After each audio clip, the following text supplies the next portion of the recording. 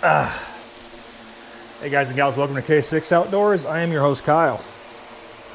Finally picked up a Blackstone Griddle, flat top, whatever you'd like to call it. This is the 22-inch griddle with the flex fold legs and that new Omnivore griddle plate. It says easy assembly in 30 minutes, so let's get after it. Open it up and get to work. This is part of the culinary collection. All right, I'm gonna go ahead and unbox it here. We'll get back to you guys.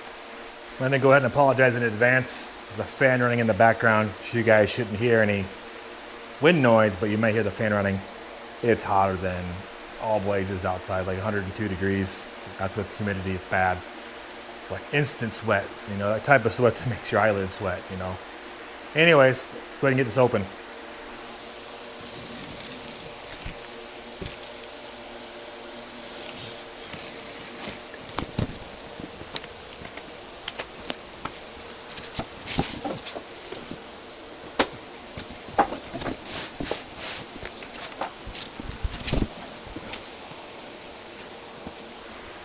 All right, let's go ahead and open up the instructions and see what we got inside.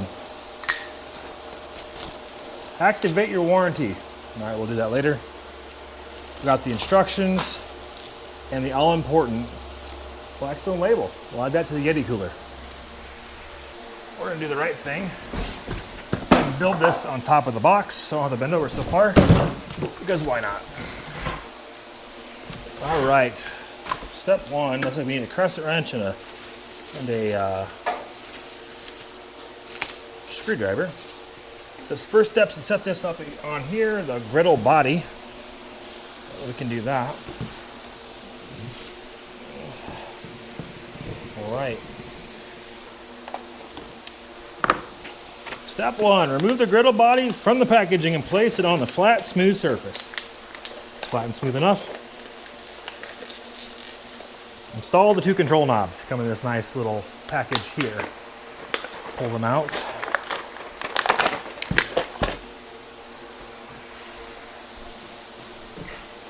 And they just push on. All right.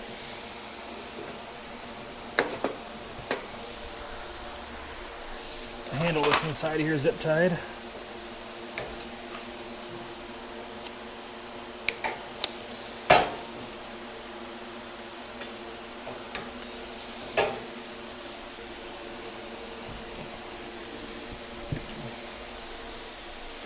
Take all these zip ties off.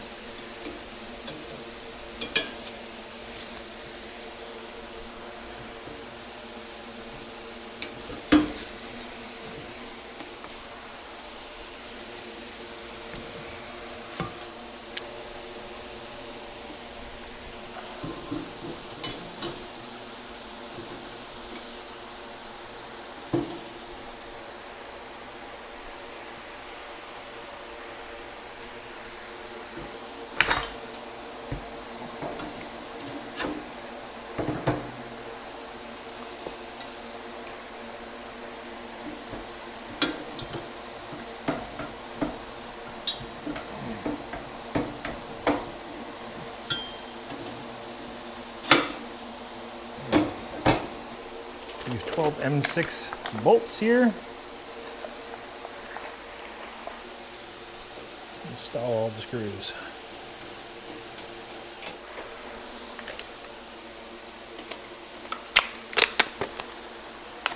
All right, we gotta get the two big ones here.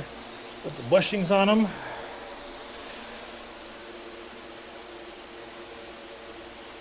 The chamfered faces, like that. These chamfered faces go towards the grill. Put the little axle through it.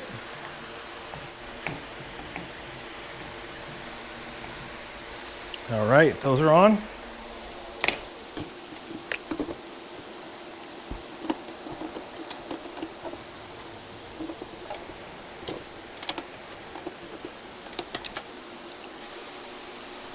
So now that we got that side table on the correct side, we can lay this down over. You're supposed to have somebody else help you with this. It says 2 people. Pretend like you have 2 people here. Can you guys do that for me? Cool, thank you. All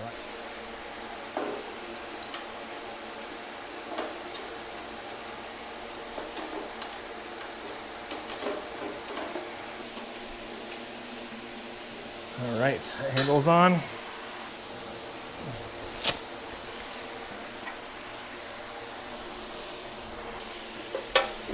She just sits in the front like so, slides back, and then drops down into the back here.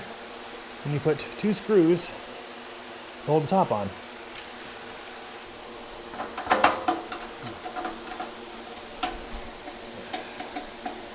All right, it's firmly on. It's not going anywhere. All right. We're gonna go ahead and put this lid back on. It comes on and off really easy. These little screws just sit down on the back side, slide in, so you can remove it if you'd like. And you've got it removable, and I believe you also can solid mount it if you never want to take it off. Last but certainly not least, we need to install the handle.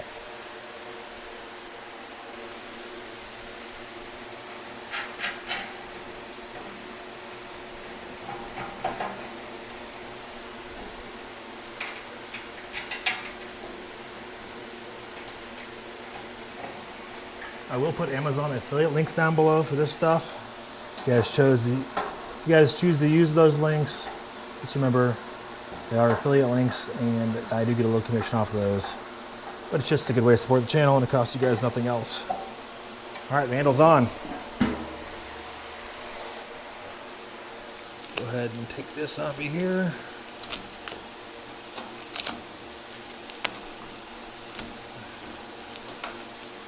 All right, make sure this works. And just like that, she's ready to go. All done, ready to be seasoned. I'm gonna leave this regulator on here.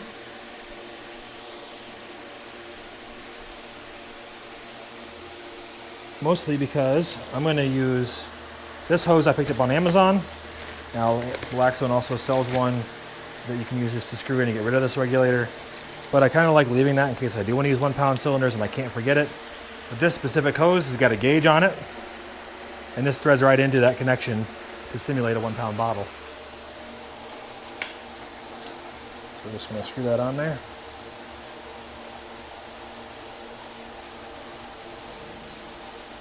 All right, everything is tight. Ready to throw a bottle of fuel on here and get to seasoning. I didn't show you guys the underside of this griddle before I put it together, but just to show you, this has what makes this different, and if I can't get you in there to see it now, but there is an X configuration under this griddle that helps distribute the heat more evenly, and it has built-in wind blockers on all 3 sides. It directs the heat out the back side, so you get more uniform heating, and you need less BTUs to keep the grill heated up. So we're gonna get some hot soapy water and wash this down for the first time before we start our seasoning and get it good and dried up. I got some hot soapy water here from the house. We're gonna just wash her down good. Only time to do this, otherwise hot soapy water will destroy your seasoning. Just get it cleaned up to get some of the grease off, oil off from production. Stuff you don't want touching your food. I'm just gonna do the inside. Get her nice and soaped up, wipe down good. And then we're gonna rinse this off with hot, clean water, dry it up good, and then we're gonna start the seasoning process.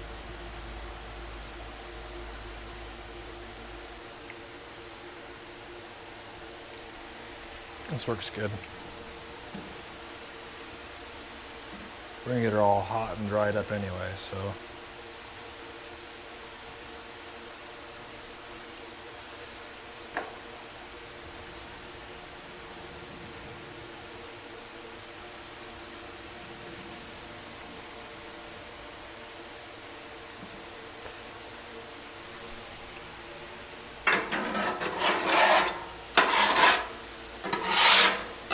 Get as much water off as you can, and we'll dry her down.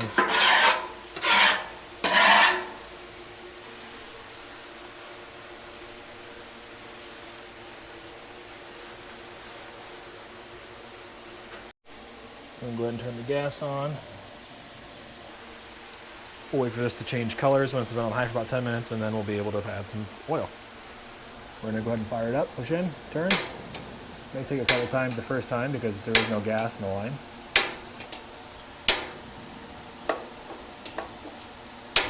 There she lit.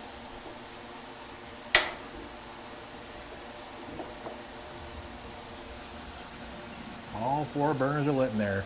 Remember, this is a 2-zone, so you can control them independently. I'm gonna go ahead and take the lid off for this so I can more easily go around the perimeter of it.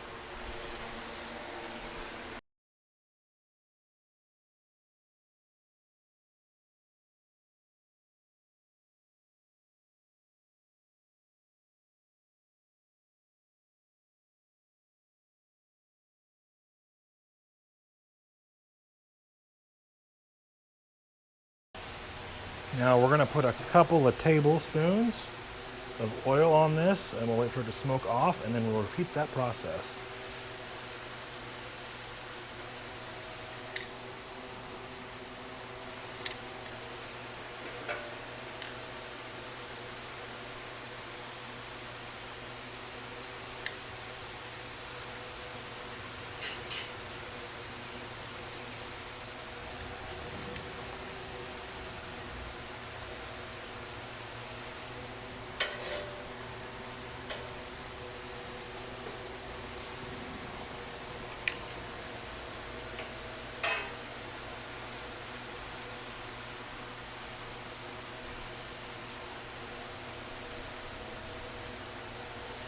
Remember, get your edges here, because it's about the only time it's ever going to see any grease, and that's why I took the lid off.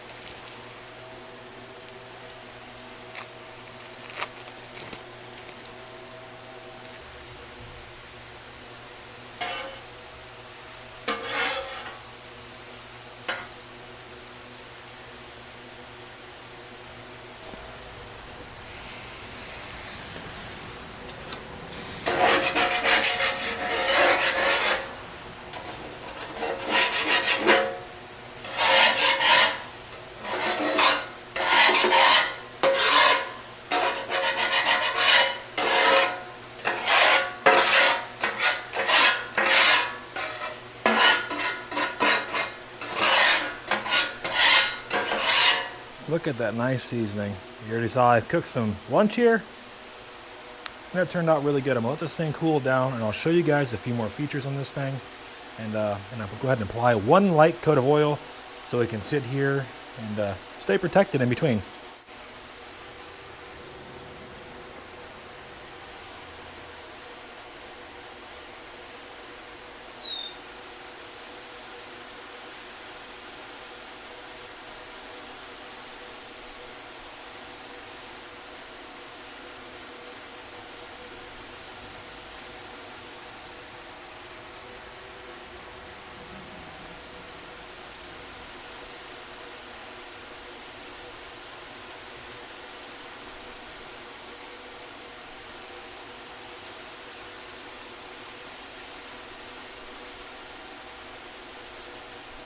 The audio decided not to work for these clips, so I'm going to give you a little bit of voiceover here. At this point, I'm showing you the lid that can be easily removed and taken off as you seem fit. They just slide down on the back there. That removable grease tray in the back. Obviously, I'm gonna get that out of the way for this next part where I show you how the legs fold up. It easily moves around the ground, which makes this super handy for taking out tailgating. The latch on the front works really well to hold the lid down. You'll notice me struggle here for a second because I didn't have it lined up quite right, but let's pretend like it's fine. Once I had it lined up, it locked down good, and the lid's nice and secure. Moving around, obviously, like I said, you have the handle on the one side. You'll kind of set it up to that back support bar, so it's ready to go here. And then you push down to get the legs to separate, and then fold up. A little awkward the first couple times you do it, but once you get used to it, it's not a big deal.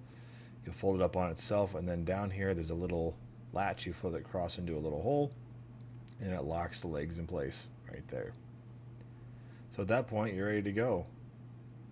Roll it around, put it up inside your truck. We're going to pull up to our campsite. We're going to go ahead and set it out here. Let's fold the legs out. I found that it works best to use your feet to pull the legs out, stabilizing on the top, and slide it up into its locking mechanism. At that point, you can just stand the grill right up, and you are ready to go, just like that. Let's do some cooking. So here we are, honestly, about a week later than when I recorded the first part of this video. We just got back from vacation. We were up at a rock festival. We took the grill with, and it worked perfectly. As you can see now, I'll get you up in here a little closer. The grill's seasoning has continued to, blacken, as you would expect. Using these flat tops, they're only going to get better over time as long as you don't, use soap or anything like that on them. And you take care of them, they're going to keep improving, adding more flavor to them. So a couple things I wanted to talk about outside of the performance. Yes, it works great. I've been using this same 20 pound LP cylinder, and it's actually relatively fuel efficient. Again, by changing this griddle design, they were able to decrease the amount of BTUs needed. So then again, less fuel needed to heat this space. A couple of tips and tricks, I guess I should want to point out that I've had good luck with seasoning and maintaining these grills. I use a high quality avocado oil to do this. Again, any type of high temp oil, or if you want to buy Blackstone specific seasoning, it's going to work well. Apply thin layers. And then obviously when you're done, scrape it off well, let it cool down, and I put a nice thin layer of oil like you saw there in the video. Some of the benefits to having a good seasoning on it, obviously it makes it stronger, makes the surface tougher, makes it more anti-stick, easier to clean. That's just a few things to name here, which is why it's important to protect this. That's if you want it to last a long time and produce good tasting food. If it does start to rust, you can start the process over, but let's just try to prevent it. That sounds like a plan, right? So let's go ahead and tie a bow on this specific video.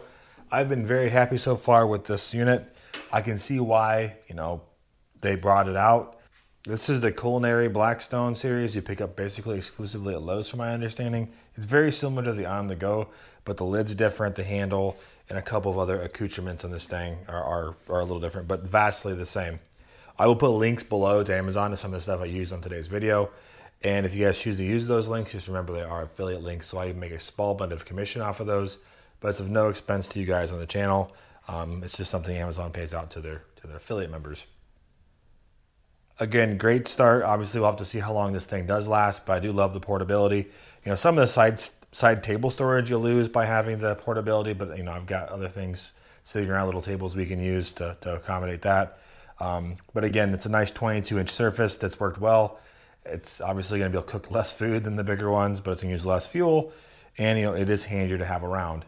We would all love to have a big 36-inch, and maybe in the future I will have one, but I don't need one I don't use it every day. Like bacon and eggs, pancakes, and any other type of griddle food. I do have that Kamado Joe and pellet grill as well. It doesn't cost you guys anything to follow along, so if you guys enjoy the content, I would encourage you to subscribe and follow along. Hit that like button if you liked the video. If you didn't, give me a thumbs down, but give me some feedback on how I can make this stuff better for you all. The intent of this channel is for me to learn this stuff the hard way so you guys don't have to, and help you spend your money a little better.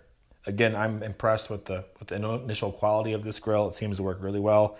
The Omnivore griddle plate seems to be a good enhancement so far, and does seem to heat a lot more evenly across the surface. We'll see how it works over time. Take care of one another, and if I'm lucky, I'll catch you guys on the next video. We'll see ya. All right, it's time to get some more stuff done.